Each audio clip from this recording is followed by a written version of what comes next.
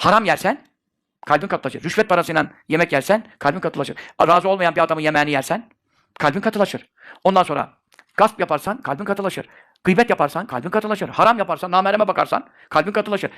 Sabah akşam çıplak karılar bilmem neleri seyreden. Hani zina hiç, eşcinsellik zina hiç söylemiyorum. O zaten ne katılaşması. Gömlek gibi iman çekiliyor, alınıyor senden. Ondan sonra efendim dönersen Allah döner. Tamam tevbe kapısı açık ama onu konuşmuyorum. Haramlar ve günahlarla ne oluyor? Kalpler katılaşıyor. Ne buyuruyor? Kella bel râne alâ kulûbihim. Kur'an-ı Kerim'de biliyorsun 4 yerde sekte var. Birisi de burasıdır. Bu Taffifin suresi. Berrane diye geçilmiyor. Bel duruluyor. Râne alâ kulûbihim. Onların kalplerini kapattı diyor. Ne? Ma o şeyler ki kâni oldular. Ne diyorlar? Yeksibün. Kazanıyorlar, kesbediyorlar. Kendi yaptıkları, kazandıkları günahlar kalplerini kapattı diyor. İşte kalpleri katılaştı. Yani kalplerini efendim gaflet, perdesi, kılıfı bürüdü. Kalp Allah'ı zikredemiyor artık. Düşünemiyor Allah'tan bir şey. Ölüm ahiret düşünemiyor.